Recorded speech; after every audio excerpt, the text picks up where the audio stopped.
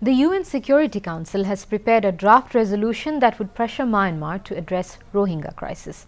If adopted by the Security Council, the resolution would be the first formal response from the top UN body.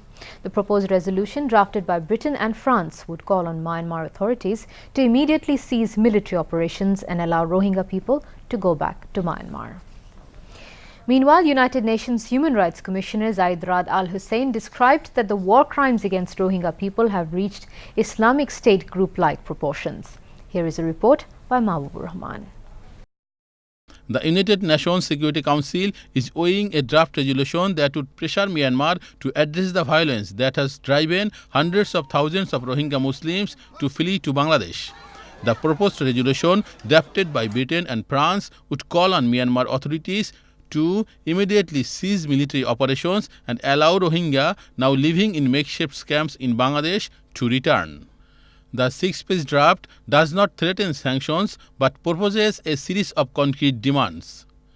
International news agency AFP informed this on 25th October 2017.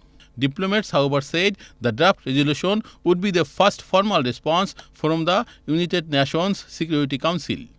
AFP said the draft resolution condemns the violence in Rakhine State and attacks by Rohingya militants.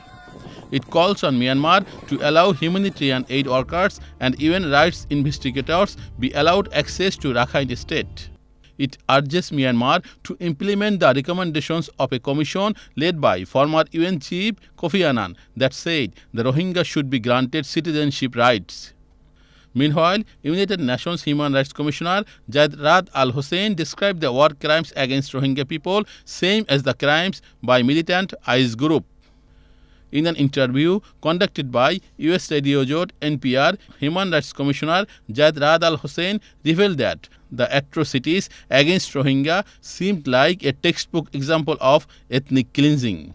Because Myanmar has refused access to human rights investigators, the current situation cannot yet be fully assessed, but the situation remains or seems a textbook example of ethnic cleansing.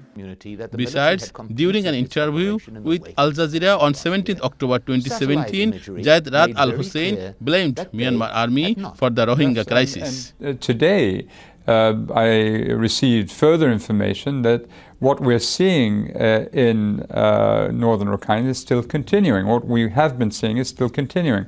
Reports of extrajudicial killings, reports of sexual abuses of the most horrific kind, of course, including rape. This is still ongoing, notwithstanding the Mahbub, Bangladesh Television.